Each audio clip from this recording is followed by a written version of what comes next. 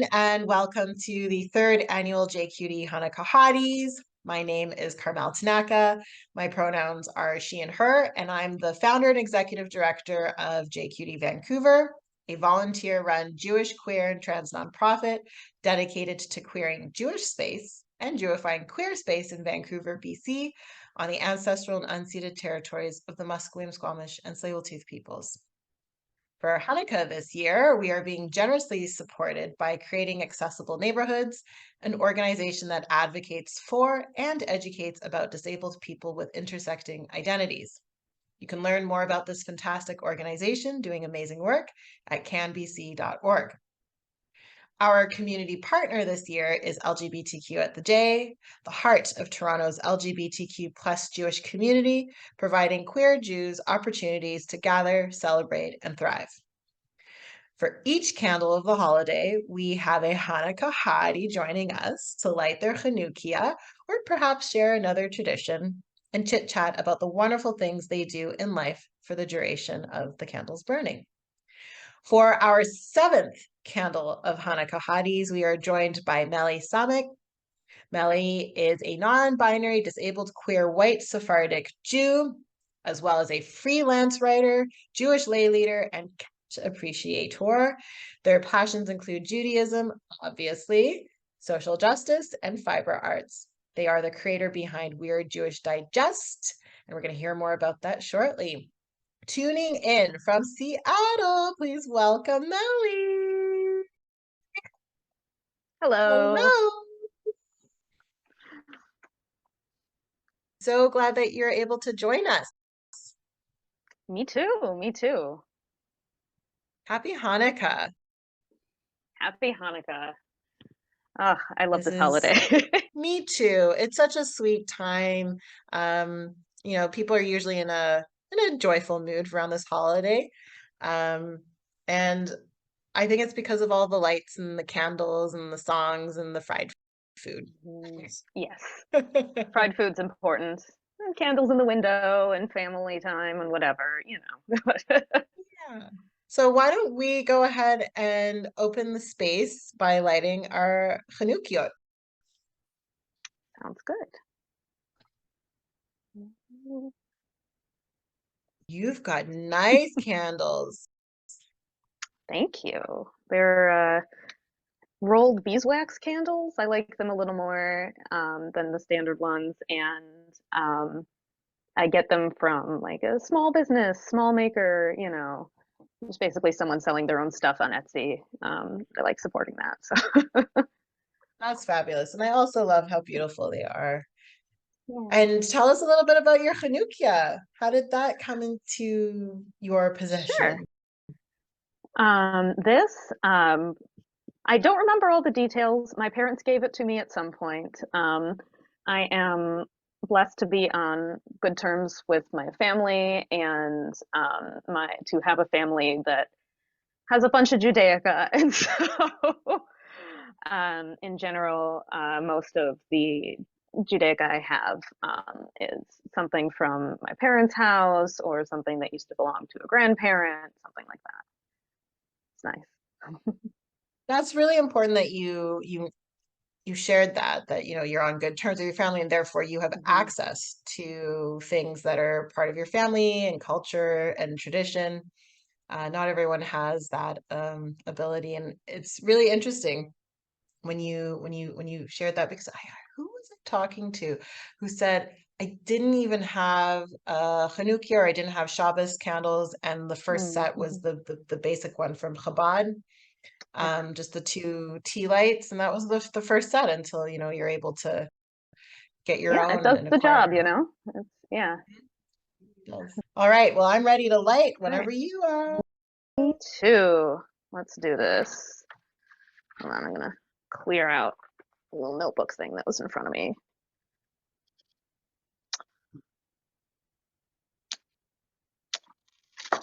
Okay.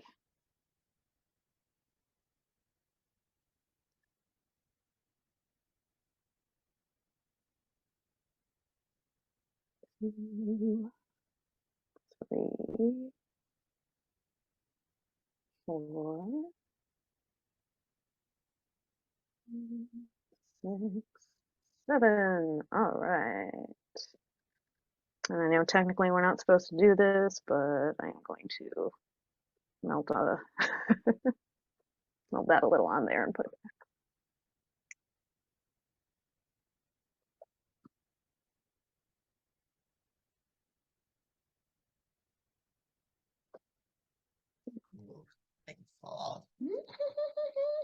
Yep.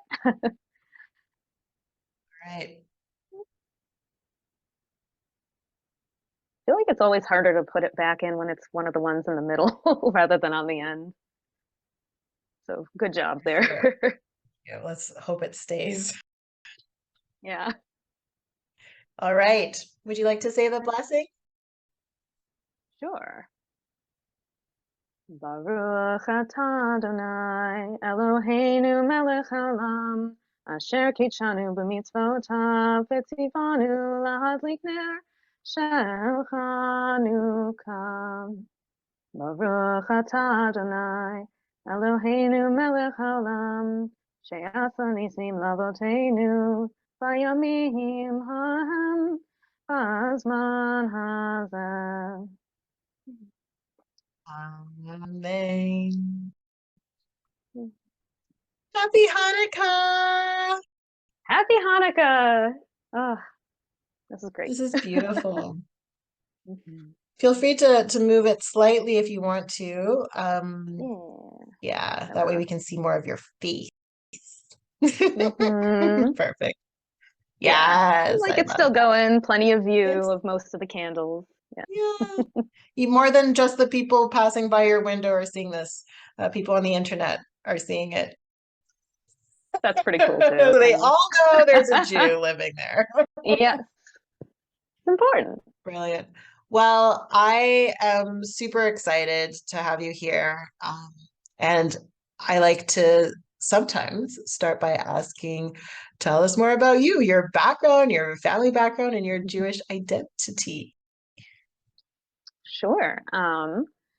Well, I am my Jewish heritage is a combination of Ashkenazi and Sephardi and Romagnot Jewish. My mom's side is all Ashkenazi. My dad is Greek and his mom was Romagnot from Yanina. And I feel a special connection sort of to that part of my heritage. And his dad is Sephardic, and I have, definitely feel very connected to that also. I don't know why it feels a little more special sometimes than, That's oh, great. that's a weird way to say that. I was taking the train with my mom recently, and she, as we were on the train, discloses to me nonchalantly that our family was originally, even though they're Ashkenazi or considered Ashkenazi Sure. today, her side of the family was originally from Spain and therefore Sephardic. Oh, cool. And I was really confused by this because I do a lot of work in the Jewish community. I thought I Right. knew about my family history and like, yes, Yeah. I knew that they originally were from Spain, but this is like, the Right. expulsion times of Spain. And so I don't know, Oh, it just wow. didn't register Yeah. to me because we haven't used these terms before. And I'm like, well, Right. technically then I'm also Sephardic, Yep. which Yep. is amazing. And I'm just here for the ride, Yep. clearly. Welcome to the extended Sephardic community, you know. Yes, Um, yes. So thank you. yeah. And I say it that way mostly because like I don't participate in I don't really go to a Sephardic shul or anything, but it's still an important part of my heritage and it's a part of who I am. And so similar connection with you that you have probably, right? Of Right. And, I haven't been to a Sephardic shul in a while, but I do remember listening to cantors who are Sephardic, and the melodies are different from some of beautiful. the other traditions that I grew up with, but beautiful. Hmm. Absolutely stunning. So, I mean, I should probably dive into that a little bit more. I think you should. I think there's a lot of cool stuff to dig into. For sure. And then also, speaking of digging, you do some really cool collection of interesting Jewish content and you compile it. And I'd love to hear more about the work that you do.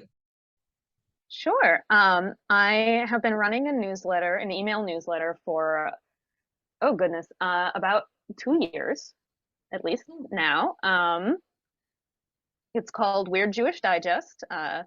It can be found online at buttondown.email/Meli, and I'm sure there's links somewhere in here also. But I bring together cool or weird, and I mean weird in a positive way, but also encompassing a lot of different sort of dimensions of Jewish news and projects and people and art that might not be the first thing that someone thinks of when they hear Jewish. Um, I A lot of it's based in identities I share, right? Like cool queer stuff or cool Sephardic Mizrahi stuff, but also identities I don't share. I try to, put in cool projects from Jews of color and things like that, where it's people, other people who are kind of pushed to the margins of Judaism, whether intentionally or unintentionally, by a lot of people in the mainstream. Um, it is often politically left leaning, which I know isn't everyone's bag, but uh, it is mine. And, one of the nice things about my little project is I get to collect all the cool stuff around all the different parts of my interests and my personality and have it in one place to send out to, community, right? To old friends and new. And I have some family members who subscribe, and I'm like, okay, I know you don't agree with me on all these things, but I'm glad you're interested in what I have to say anyway. I think it's great, to curate content that you like and you enjoy and you want to share that might be a little bit off the beaten track. I think there's beauty in that. That's also an art form for sure. Yeah, thank you. Me too. It started early on in the pandemic where I was seeing a lot of interesting Jewish programming that used to be in person started being online, but there wasn't a ton of ways to sort of connect that to the audiences outside of, the city that had previously been happening in person, right? Um, and so that's one of the reasons I started this, is having a little list of events that people from anywhere in the world could join into on Zoom or try to find community within and stuff like that. And is it weekly or monthly? Oh, sorry, it's monthly. It started out as weekly. It went for a couple of years that way, actually. Like I think almost the first 2 years. Maybe it was the first year. No, it was the first 2 years. Sorry. um, and I switched to monthly. Now I send one out the day before Shabbat Mevarchim Rosh Chodesh, right? The day before the Shabbat where the next Jewish month is announced. When I did it week after week, I did a little something about the Torah portion in there. Now, since I do it monthly, I put a little something about the Jewish month in there. Right. That's wonderful. So, I mean, like some people did sourdough bread and you do a Exactly. newsletter. Yep. That's pretty much it. That's very cool. And so, speaking of newsletters and onlineness and internet, what is it like to be working or collaborating in the Jewish community online world?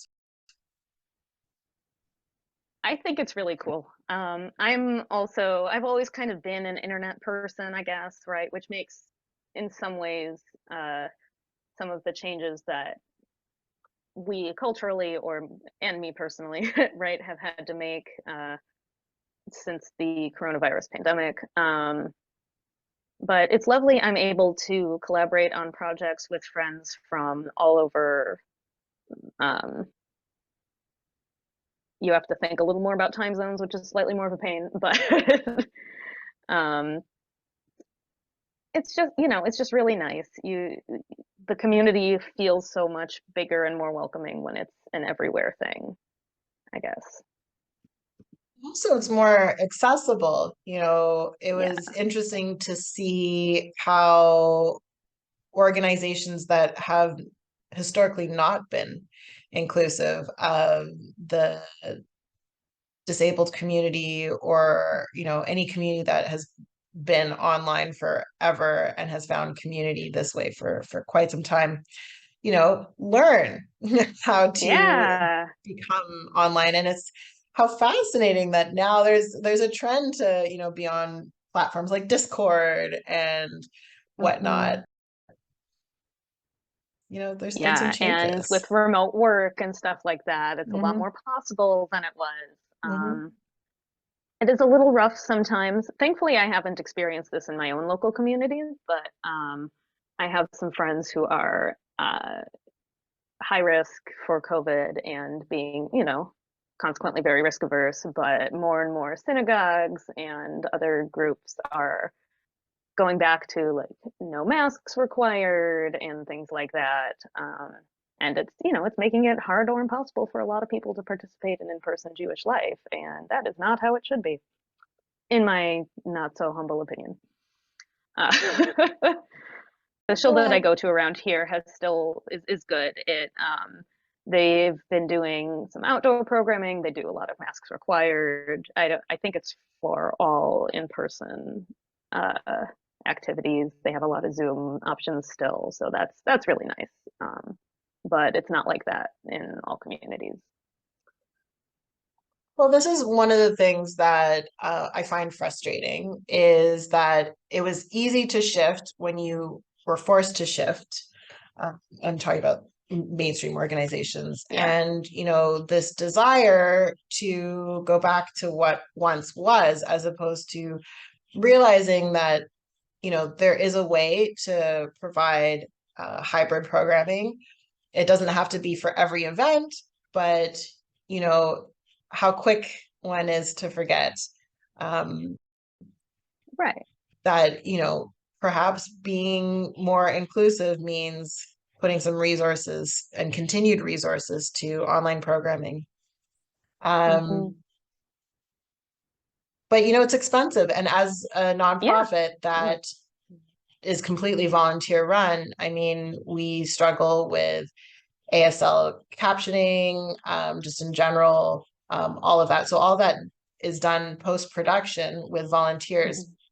because, you know, we don't have the staff to be doing that. We don't have the Yeah. skills. Um, well, we do And it have the is skills now. I expensive. mean, Yeah. yeah. But I'm glad that your organization has figured out a way to fold it into your process, even if it does have to be a after the fact, volunteer based situation. You know, speaking of the disabled community, our sponsor, actually, our sponsor organization is creating accessible neighborhoods. And it's been an incredible series so far with Hanukkah Hotties and the intersecting of Jewish, queer, and various different ability identities. And I was just curious um, how you identify also in this world, and what is your point of intersection? Sure. Well, I'm disabled. I have mobility disability, and I bas I have fibromyalgia, which means I have issues with fatigue and also joint pain, problems like that. So I use a cane sometimes while I'm out and about. I'm also neurodivergent. Thankfully, I'm able to set up my life in ways that means that's less of a, you know, that's not really a problem for me. Blessed to have that kind of flexibility, but the fibromyalgia I could do with some differences. um, it is great bonding with so many.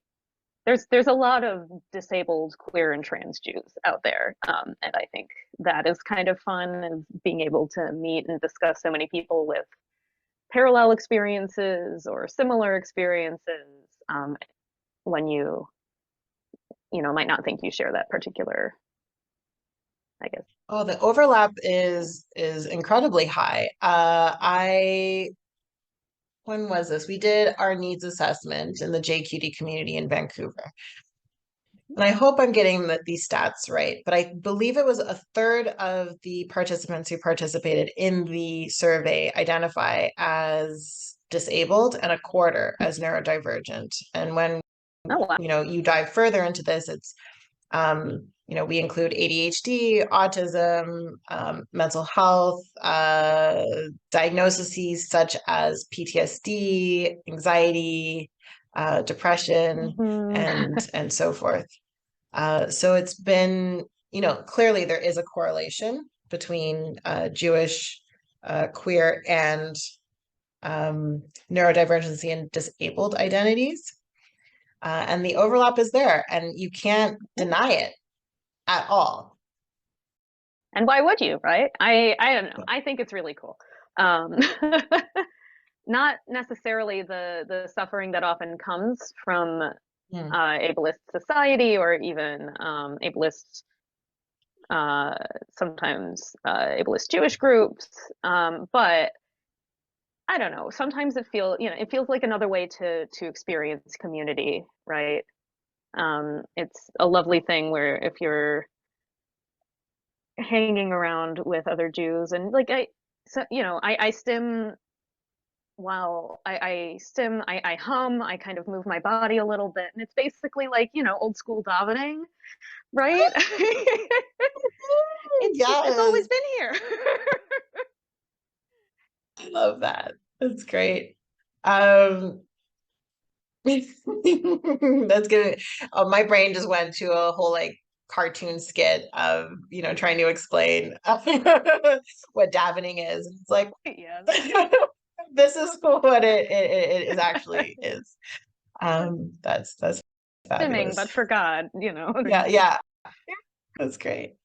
And I'm noticing that you're wearing a kippah, and I'd I love to hear am. more about the artwork that you do. Yeah. So some of the artwork and craft stuff that I do is I hand sew kippot. This is one that I did out of like it was that a cute like fabric for kids quilting something something, but I'm like, oh, it has a train on it, it has cute little clouds and birds and stuff. Um, and I found a pattern online, um, and have just been sewing these ever since as a little fidget thing. And you can do it out of a fat quarter of cotton fabric. You can do a few kippot from that, and it's a lot of fun. And now I have a bunch at home, so like if I were to invite some friends over for Hanukkah, or something, and people wanted to wear them while we light the candles, I could, pass them out, and it's not just, oh, this is from so and so's bar mitzvah, which isn't terrible, by the way. Like there's nothing wrong with having, oh, this is from their wedding, this is from this life event, this is from that one synagogue that I used to go to that I don't anymore. But now it's like, oh, I made this one, I made this one, I made this one. It's neat.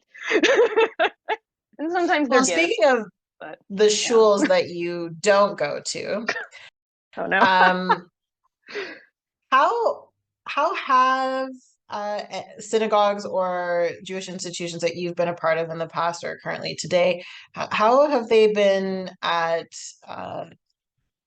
making their space as well as the environment more accessible for the disabled community?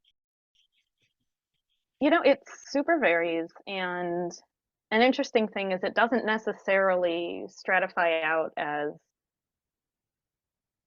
this shul is really great and this shul is really terrible at it. I, huh,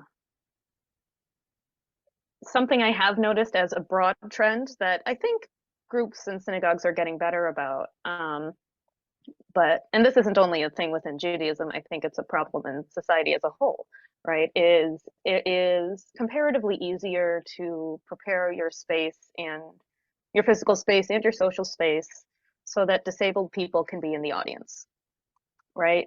You have a space for wheelchairs to go, you have some disabled parking spaces out front, you have, you know, uh, grab bars in the bathroom and an accessible stall. But is there a way for a wheelchair user or someone with other accessibility needs, other access needs, to get on the bima, to participate in leadership? Um, that's something that is often a little less considered, and I wish that groups in general would do better around that. So it's like, we'll make the effort so that you can attend, but to actually Hmm. participate and to be more front row is an afterthought for sure. Yeah, yeah. And again, it's not like that everywhere, right? It super depends, but a lot of times people only think of disabled people as sort of not as full participants like they would someone who isn't disabled. Yeah, I Uh, really appreciate you bringing that up, and I was curious to hear what your yeah. experience is of that for sure. Um, and you're tuning in from Seattle in a beautiful home, and while we were chit-chatting just before going live, um, I saw two lovely humans walk past the hallway, and we started to talk about um, polyamory in your world. Yes. And I'd love to Yeah. know how are you combining Jewish, queer, disabled, non-binary, and polyamory all together? Well, it's beautiful. It's a lot of fun. I have multiple partners. Unfortunately, most of them live places that are not here geographically, and so I have not seen some of them in person for like a while. But we stay in touch as best we can, like you would in any long distance relationship. But I don't know. I think it's great. I think having a wider family of choice, whether you're romantically involved um, with more than one person in it at a time or not, is really, honestly, really helpful for disabled people because I feel like part of the stress is off regarding like, do I have to be everything for any one of my partners? No, I don't, right? I have to be me, and we have to have conversations about our various needs and making sure those get met and whatnot. But if I'm not the person to meet any given need, that's okay, right? I'm still here. We're still in a relationship. We talk about what that means and how things develop and change or don't. And sometimes people date additional people, and then you have like a new friend and maybe some, I don't know. I think it's great. I think that's great. And I think you raise an important point too, is, to expect everything in one person and one partner is a quite a tall order these days, if ever. And to expect that all of your needs will be met by one human, particular. So, and not everyone will understand what your needs are. And I feel that those also with intersecting identities, um, it's beneficial with lived experience in particular. Because without that, it's really hard to make someone understand why you need this extra help or attention or courtesy. Yeah.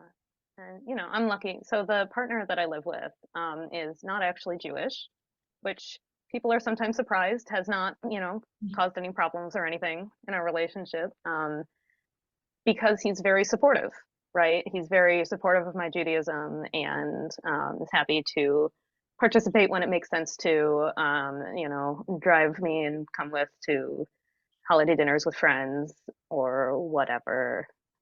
Help set up if we're going to host people, you know, all that kind of thing. And it's making space for each other and for however many each others, right? In your lives, and it's beautiful. It is beautiful. And, I'm a huge fan of intermarriage, or at least just mixed coupling and families, Yeah, being a product of one myself. And to find people who are accepting of one's Jewish identity, I find is pretty darn cool. And so I love hearing stories of where uh, that is the case. yeah. Happy to contribute to the little mental file you have going of here's, it's working well. Yay, Yay. And you know what? That file, I want to say, is growing. and it's getting bigger, which is really great. You know, I do a lot of interviewing of mixed couples and families, and I'm seeing that there's more understanding. And I hope one day that that file will be more than, you know, the alternative, which is not as exciting to talk about. Agreed, agreed.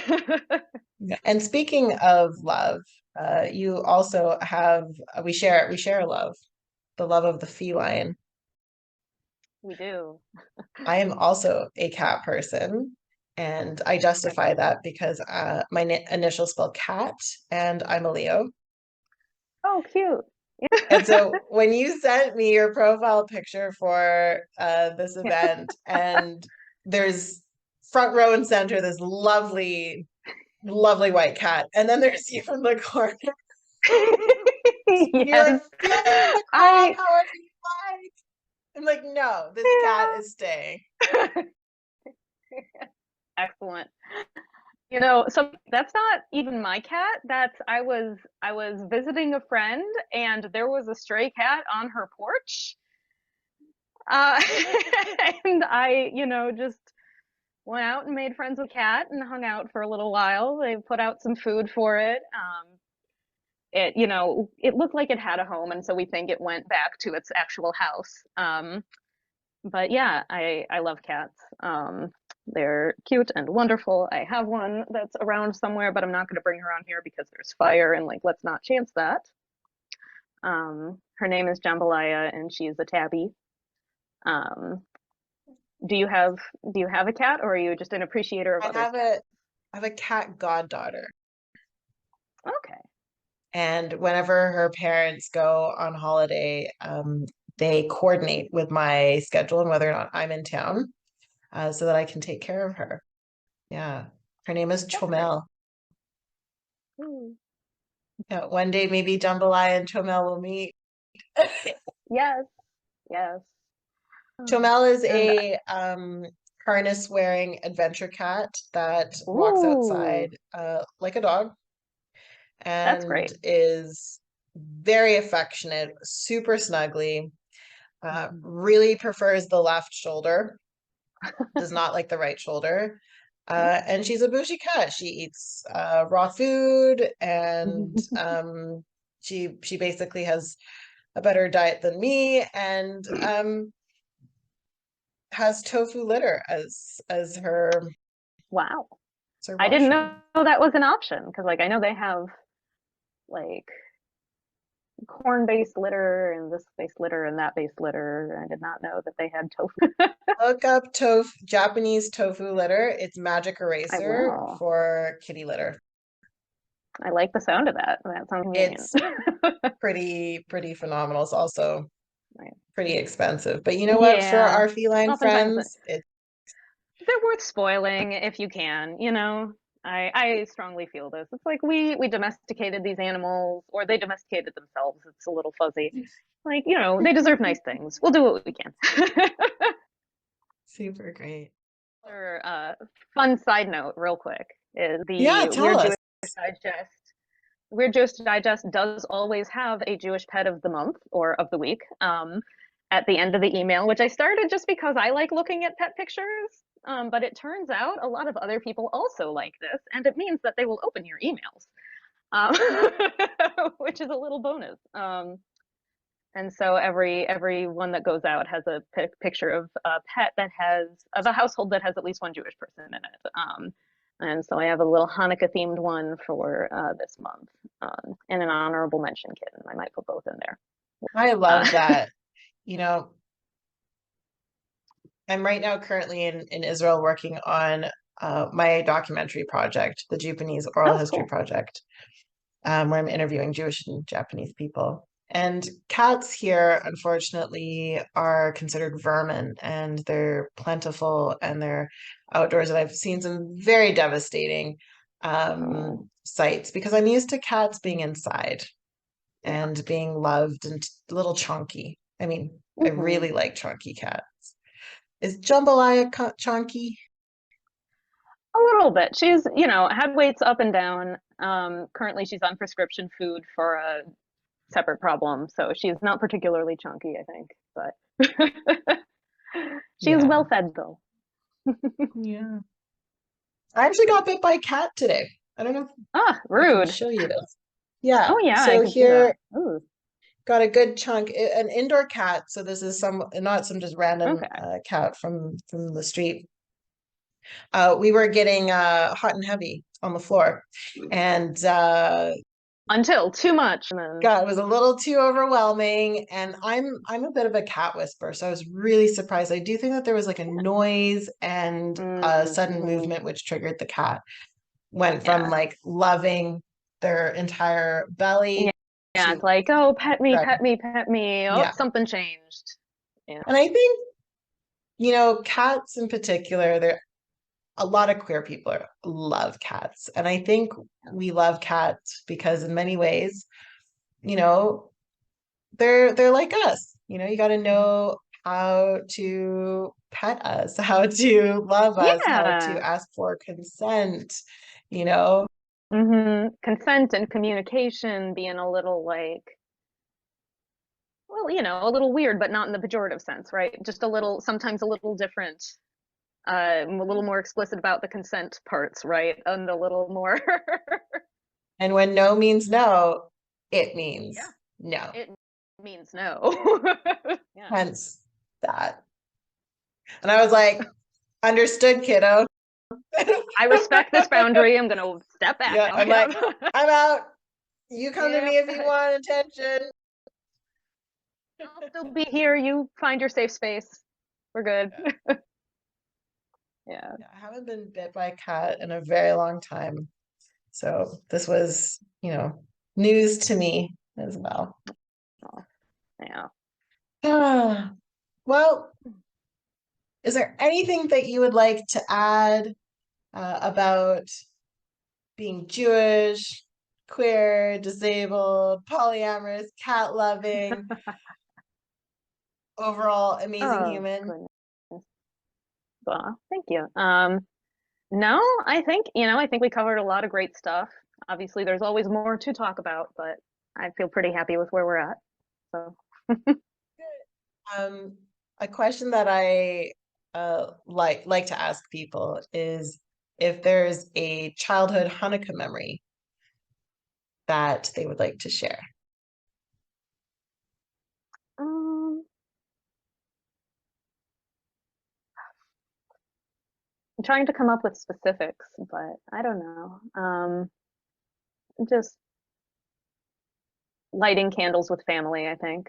Um, there's some nice memories of both the extended family Hanukkah party, which has all the cousins, all the Chicago cousins from my mom's side, because their family's from like the Chicago area for a number of generations,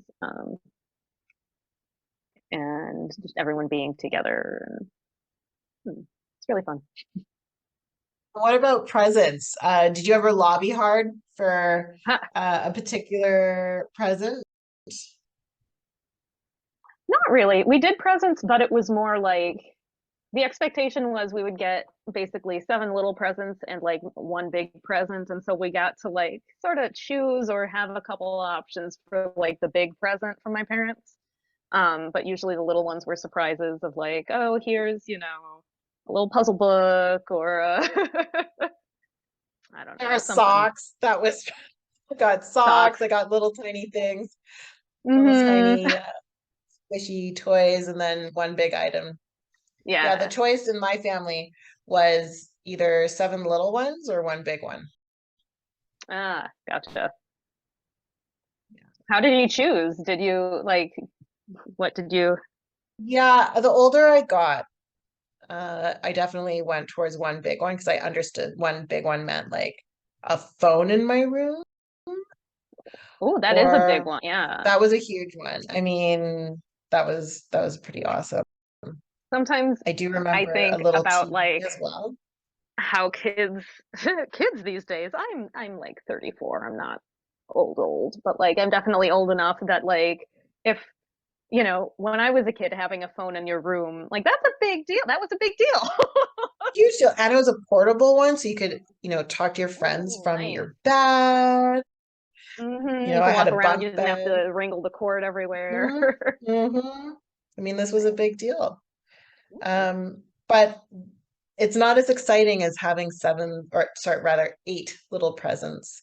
yes. So the choice It's was eight little presents or one. I right. could not do math. Right. It's way too late here. That's Uh, okay. the time difference. Thank you for staying up for Um, me. yeah. Oh, you know what? This just totally legit just melted on me. But that's Oh, okay. I look, we're almost towards the end of my sure. candles here. These take Yours are longer, so like we don't have to stay until these go, but um yeah. I like Hanukkah. I think Mhm. it's one of the nicer ones. I really like the songs. Um The they're songs all are in cute. minor Fried keys food. because we're I I the I, I fried love food. I love latkes. I love, basically like you could turn any vegetable into a little pancake and fry it, and then it's Hanukkah food. So this year, even though I'm trying to take it easy on some stuff, right?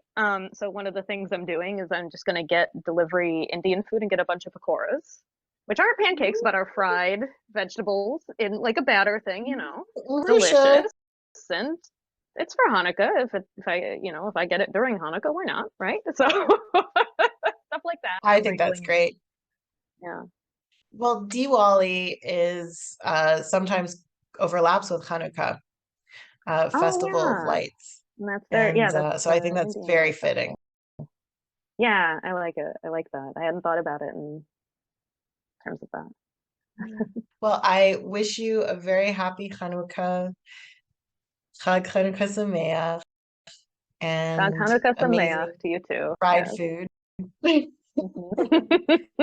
Thank you very, very much to you, Meli, for joining JQT today as our seventh Hanukkah Hottie. We are linking information to your socials and to your newsletter and how to sign up in the event description.